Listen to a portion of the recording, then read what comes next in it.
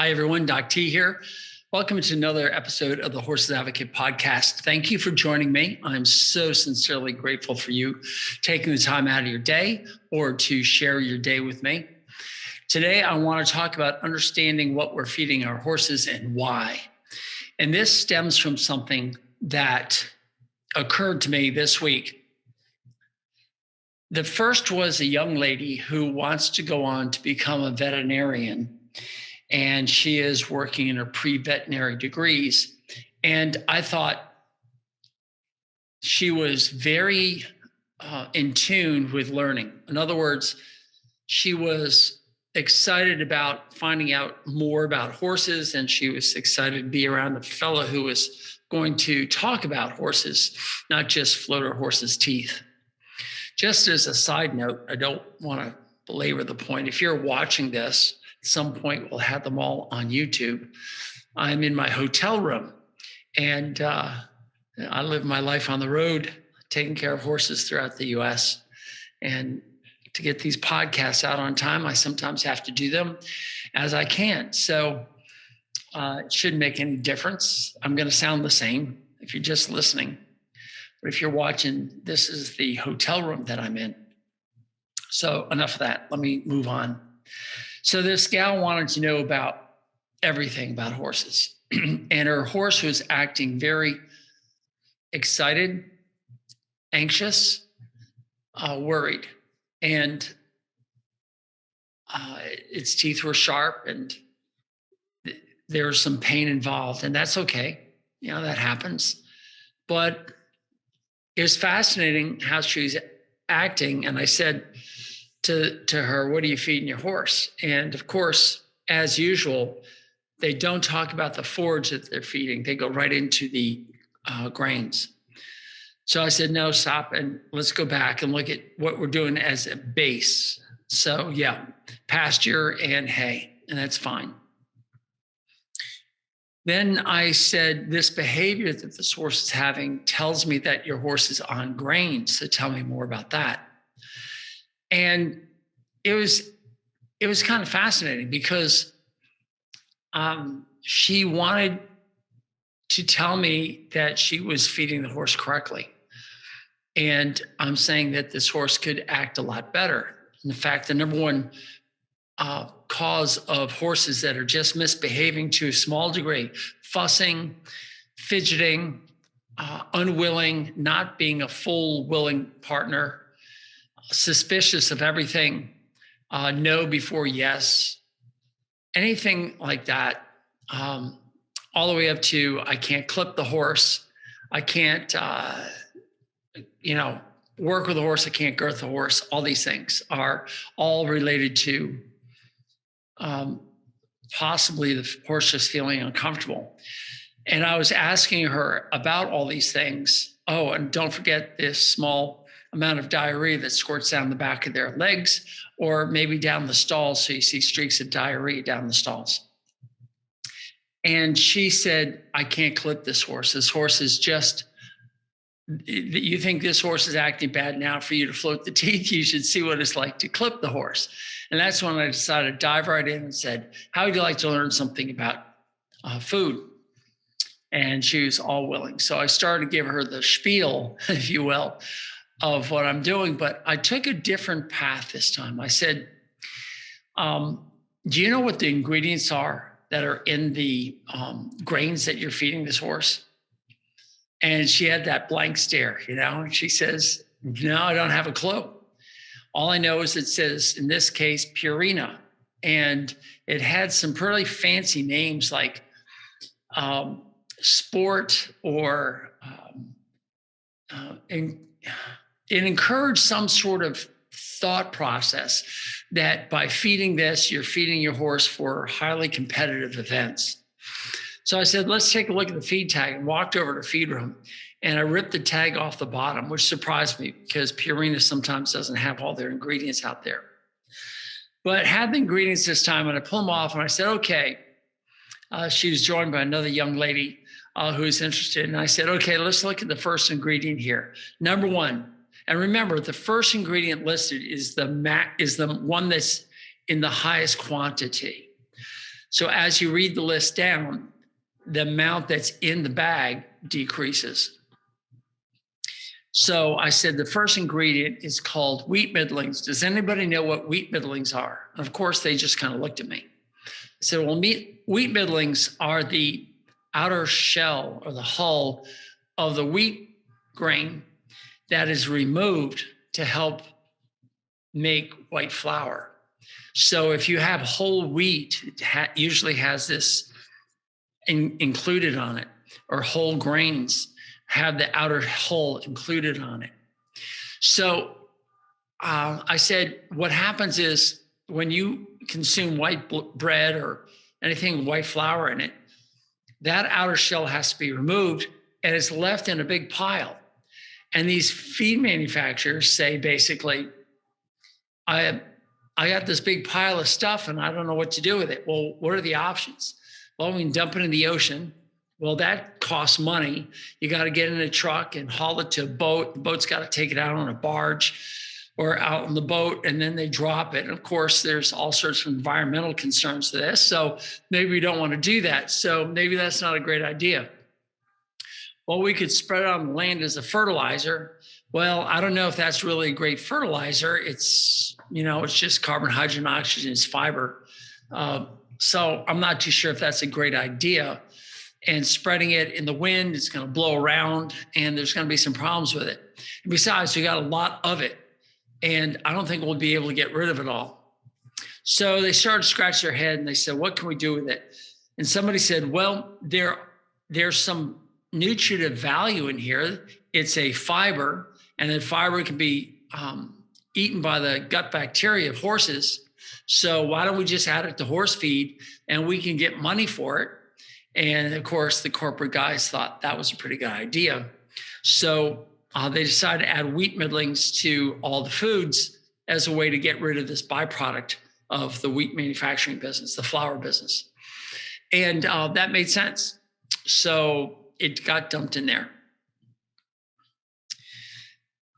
What they didn't realize was, first of all, grains are a seasonal crop. In other words, if a horse is walking through the field and the grain is at a peak, they are going to consume the grain because it tastes good.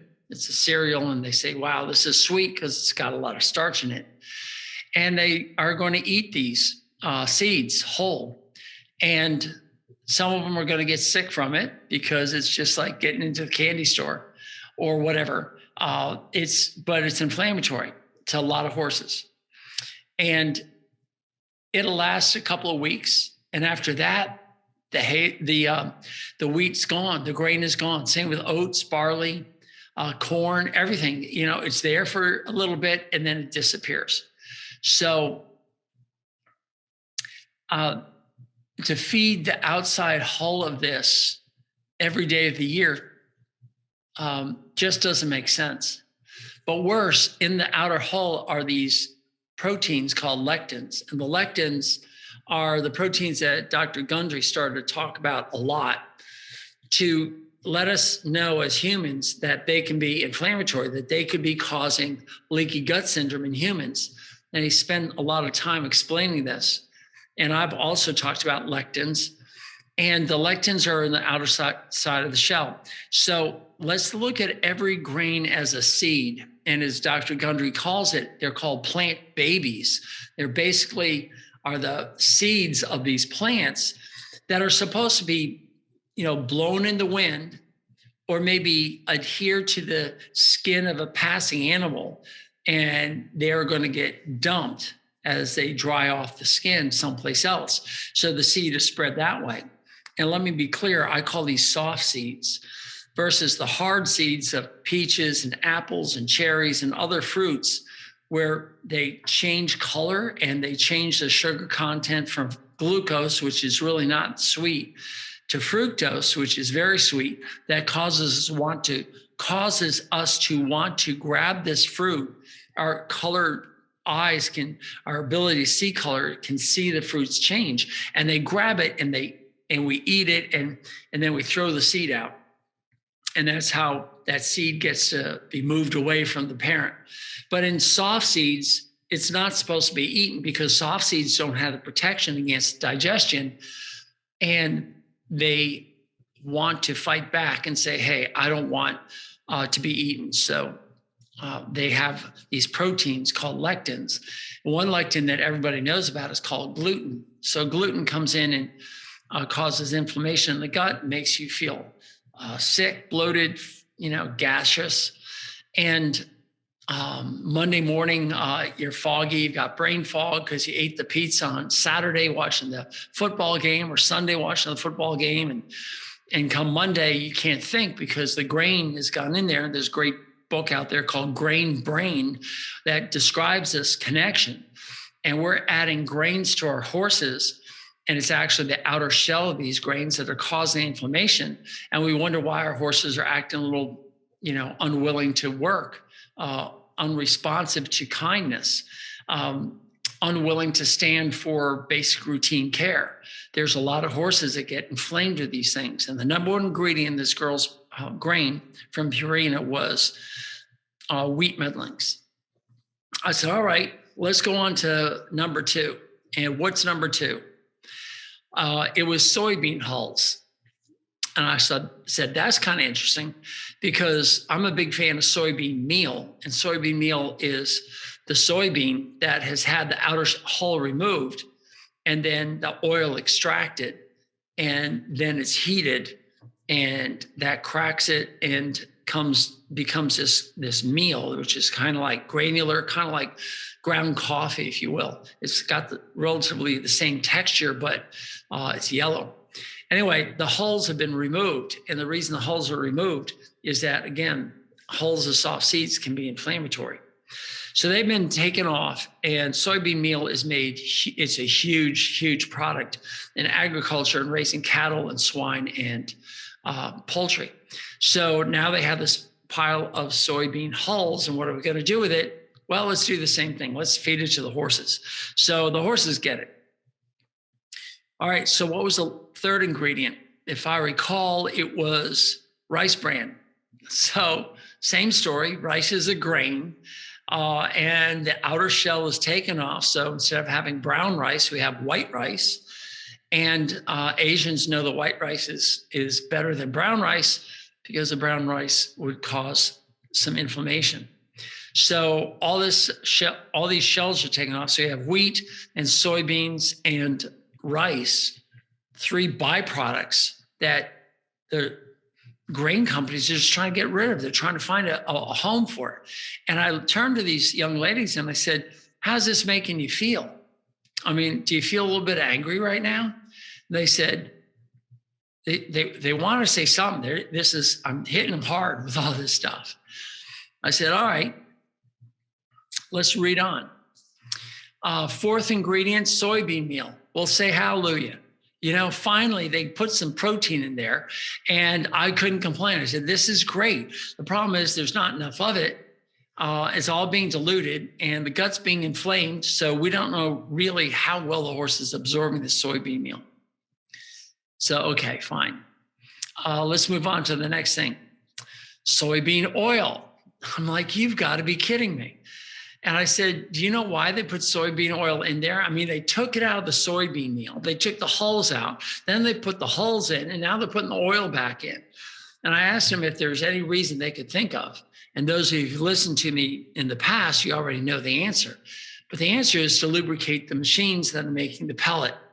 Because if you put in all these dry ingredients and you start to churn it around with their machines, it starts to bog down. You have to add something oily to lubricate. And you can't put in used motor oil. That's kind of ridiculous. You always have to put in a food grade oil.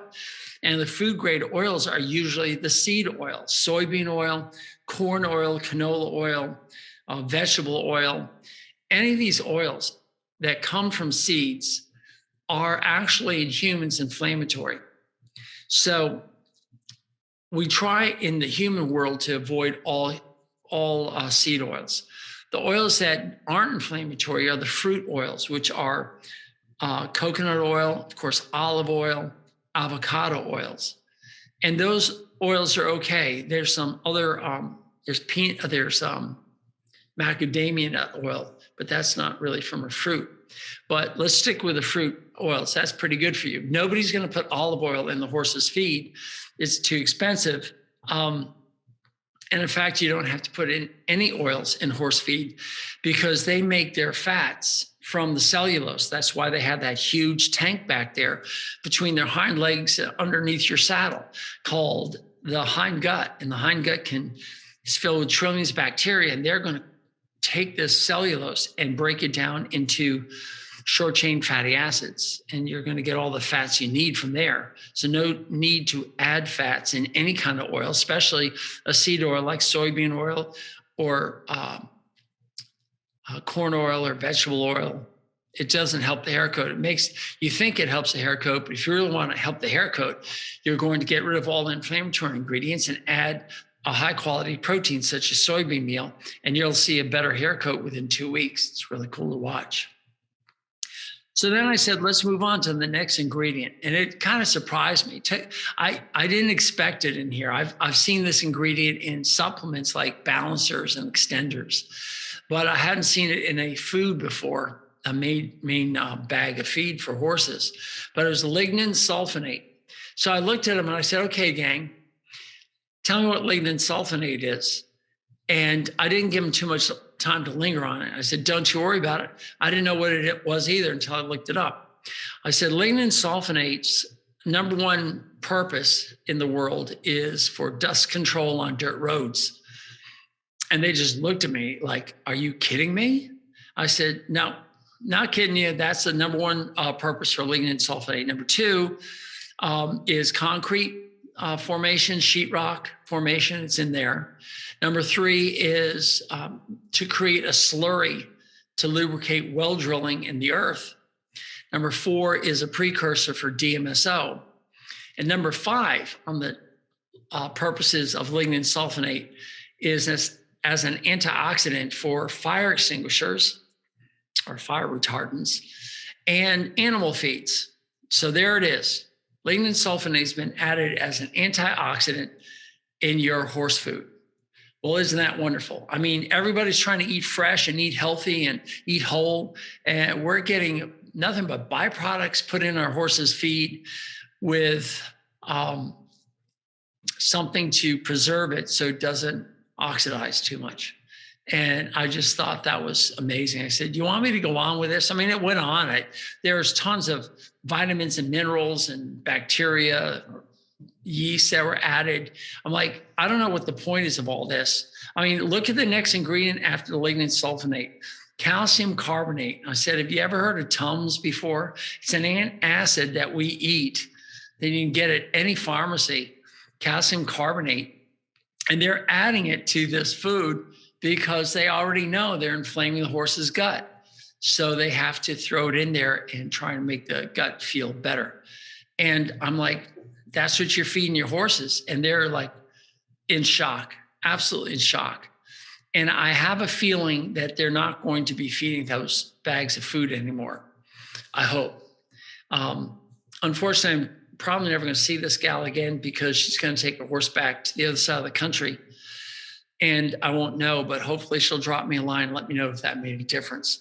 But I want to spend some time just asking you to go out and pull the label off your feed bag if you're still feeding grain and look at these ingredients and ask yourself, what is this ingredient doing for my horse? What is the purpose of feeding grain? And I have yet to see a purpose for feeding grain other than a 27, 28-year-old mini that I worked on today. This horse has struggled to keep weight on, and we aren't absolutely sure of its age. They say they're sure of it, but it's a pretty old horse and it has horrible teeth. And the horse is looking pretty good coming out of this winter and did that by feeding a senior feed and other grains. And I said, well, at this point, when they're really thin and old, feed them anything you can to keep them happy. And sure enough, this little mini was looking a lot better. So is there a purpose for grains? Yeah. You want to add body fat? Add grain. And we don't really care about the personality of this mini. We just want it to be happy and survive the winters. And And so that's fine. But if you have a performance horse, so you're asking your horse to do things and it's rejecting your pleas for sanity, like, I just want you to get on the trailer. And the horse says, no. Or he gets on the trailer, starts pawing and acts really uncomfortable, doesn't ship well, or gets sick when it gets there, or is unwilling to work, or is constantly flighting, looking around. It could be not a mental deal where the horse needs a psychiatrist, but it's a gastrointestinal deal where I just feel like crap. All I want to do is go home and eat grass out in the field. Why are you making me do all this stuff? This is my horrible life on earth. And you change the way you feed them, and next thing you know, they're doing pretty well. So hopefully that person will change. The Mini certainly has changed. Then I went to another farm, and they have 6 horses here. And I had been talking to them about taking their horses off grain and then adding high quality protein called soybean meal to help them make their horses look better and act better and behave. They're all just wound up. And they're all retired horses. I mean, these horses are not used for anything. It's actually 5 horses and a mule. And it's so funny because I'm working on the first horse, and I'm saying that these horses are looking kind of good. And they're really test my abilities as a horseman to work on them without drugs. You really have to know what you're doing with some of them. They'll hurt you if you don't know what you're doing. But the first one was a lot more compliant. The first one we have to do first. We have to catch it before I come in the barn. It rips me around the stall, rams me in a corner up against a wall. And you don't want to bring a needle into this horse. The horse will turn herself inside out. So we've learned over the years how to get this horse done. And today the horse gave a half effort and basically said, I'm really fine with what you're doing, which is great. I loved it. And I was looking at the top line, the shiny hair coat. And this is June in New York, where it's basically almost summer. And these horses are looking really good. They came out of the window looking fine. I'm looking around the barn and I'm seeing that they all look pretty good. And the groom says to me, I've really got some bad news for you. I said, what? He said, the manager of all the horses, they have 2 farms. And the manager came from the second farm where all the show horses are and visited the retirement home where I was. And the first thing out of this manager's mouth was, gosh, all your horses look absolutely fantastic. They look better than my competitive horses, my competition horses, which made this groom feel really good because he's been in charge of the feeding program. He made the decision to take the horses off grain, to start adding soybean meal last December. And even he was saying, wow, these horses are looking great. The farriers are saying they're looking great. The hooves look great. And I was happy until he said, the next thing out of this manager's mouth was to stop feeding all supplements, all soybean meal. It's completely off limits. Don't feed another stitch of it, and start feeding 2 large scoops. And the size of the scoop, I'm going to guess, is at least 2 to 3 pounds of grain. And she's suggesting 5 or 6 pounds of grain be fed to these horses starting immediately. And the groom was given no reason. He's not in a position to argue because this is his boss. And he was fit to be tied because the horses, out of her own mouth, she said the horses look great. And yet, I think it's a combination of 2 things. One, when a person is in charge of something, they don't want to be showed up by someone who is an employee of theirs, where they've decided to do something and it's working better than what they're doing. So it makes them look bad.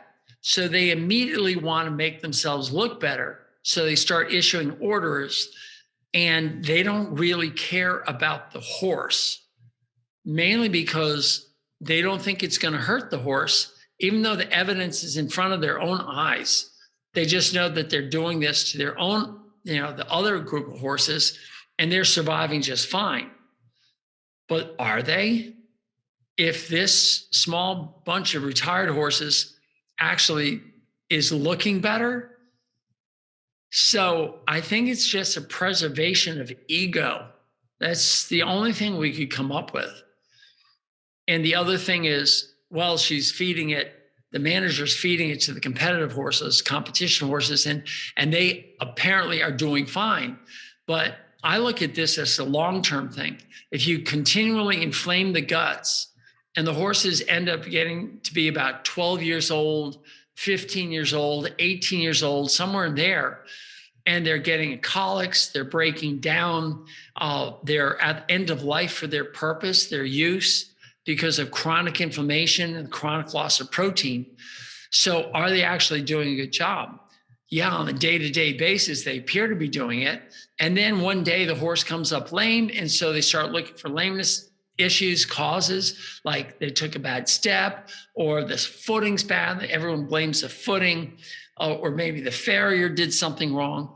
Whereas in reality, day after day, for weeks to for years, these horses are being fed inflammatory ingredients brought to you by names that you're supposed to trust, that say they do all sorts of research to make sure that their nutrition is meeting the needs of your horse. And yet you read the ingredients label and it's byproduct and waste product after waste product after waste product with inflammatory ingredients all over. And you have to ask yourself, what's going on here? And then you look for protein, and the feed bag is going to say our feed has 14% protein or 10% protein or even 16% protein. Yet you as horse owners have been kept away from what that really means. So 16% protein, and let's say it's all alfalfa meal. Well, it's only going to be absorbed at 50%. So that's already down to 8%. What does 8% mean, or 16%, or, whatever? If you're feeding a scoop and a scoop weighs, let's say 3 pounds.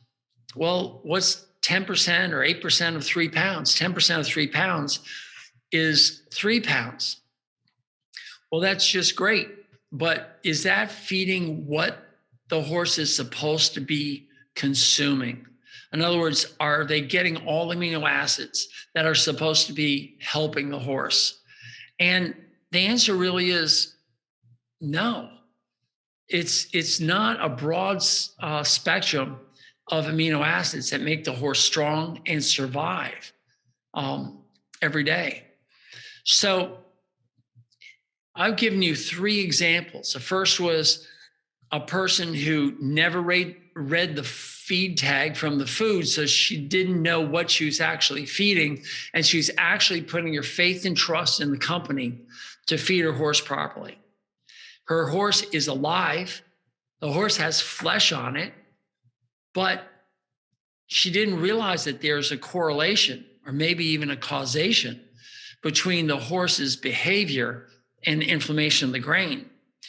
And I suggested that it would cost her absolutely nothing to try this no grain challenge. And I said in about 10 to 14 days, you're going to have a differently behaving horse. And at that point, you're going to know immediately that this grain is being inflammatory. Long distance, meaning down the line, several years, you don't know this, but taking away the grain and adding a high quality protein can actually improve the skin, improve the resistance to bugs, biting insects, the whole immune system. And over years of feeding this, you're going to get stronger muscles and tendons and ligaments and other connective tissue. The connective tissue, even in the teeth, are going to become stronger. So if you read the label and you don't understand what's on it, stop feeding it until you find out exactly what it is. There are several companies out there that have nothing but organic and whole grains, and that seems to be good, but they're still grains. They're still low in proteins or broad spectrum of amino acids and high quality protein in enough quantity for a horse that size. And they still have the because they're whole grains, they still have the outer shell, which may or may not be that positive. Whole grains really sounds good because they've been marketed to us as humans as being healthy, but are they? And Dr. Gundry spent a long time discussing how whole grains is actually not healthy for humans. And I'm going to suggest that it might be for horses. Back in 1973, when I started working with horses, we fed triple cleaned oats, which meant that the outer hulls were removed 3 times, just to get the outer shells off of there. And of course, the oat shells, the oat hulls went back into somebody else's food, but they were called racehorse oats. So you basically had the inner nugget of the oat, and we fed that to our racing horses and horses in training. Now that is a really good grain, but it's processed, and you have to process it to get rid of these outside things. But everyone's against processed grains. And yet that's what you're feeding to your horse in that fancy multicolored bag. You're feeding not only processed, but you're feeding the byproducts of the processing. So that was that one horse. The second one was the mini that is ancient and was skin and bones and barely made it through winter. And they decided to feed it anything that this horse would feed. It will not eat soybean meal. It will barely eat anything. It's very, very particular. And it can't eat everything because its teeth are horrific. They're one of these old style minis that the teeth were just so bad. And they finally found a senior feed that the horse liked, and they were able to put some weight on it. If you looked at this horse, you'd say it's a body condition score of 5 at barely. Yet that was great for this pony. And it's going to do well over the summer, and it's going to move into winter, and it's going to be a lot better than last year. And then the third one was the person who took the challenge, went off the grain, added the high quality protein. And then next thing you know, the boss comes in and says, your horses look better than mine, the ones that I'm in charge of. And those are the expensive ones. Yours are just the retired ones, but we can't have it. So they change back. It's not in the best interest of the horse. I also think that person, the manager of that farm who went back to feeding grain, just doesn't understand what she's doing. And in the long term, the horses actually don't do as well. So there you have it. We have to start understanding what is in our food and why we're feeding it, and understand that horses have been around for millions of years, and they never had grain. They only had what they could find on the pasture, and they migrated. They didn't have a fence that kept them behind in a 1 or 2 grass paddock with 1 or 2 grasses or legume added as a hay. They were allowed to migrate and have a variety of plants between the southern states and the northern states, or all across Europe, or wherever you live in South America or Australia. They're allowed to migrate, and they were able to eat whatever they could find. And that gave them that variety that they were looking for. But as soon as you put a fence up, it's no longer natural. Everybody wants to treat their horse naturally. And I keep saying, if you want to be natural, take the fence down. Of course, that just isn't going to happen. So that's the end of this podcast. I just wanted to bring you to what has been happening in my life as I roam from farm to farm. And it's time that you picked up the grain, the label, and looked at it and asked yourself, what's in it? Why is it in there? And how should I be feeding my horse? Of course, everything you need to know are on these podcasts or in the blogs that I've written, the posts, and in the nutrition course of the Horses Advocate. If you haven't been over there, you should. If you have, thank you very much. Need to get more and more people out there learning about this and understanding how to feed their horses. And thanks for taking the time to listen.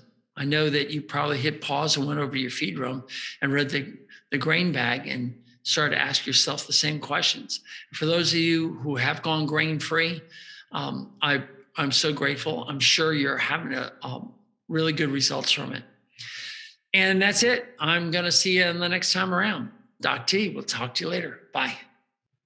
Hey everyone, Doc T here. Thank you for listening to my content. Would you do me a huge favor? would you please subscribe, comment, like, thumbs up, and give a star review? However it's presented to you, I want you to do that. There are two reasons. The first, of course, is to improve this product. This way I know what you like, what you don't like, what I can improve upon, what topics you want me to cover. But more importantly, it's also going to help others find me. And by doing that, you are now engaged in this mission of helping horses thrive in a human world. By you helping, we can reach others. And that I would be so grateful for. And remember, go to thehorsesadvocate.com for updates on this information. Thehorsesadvocate.com. And again, thank you so much for being here. Doc T out.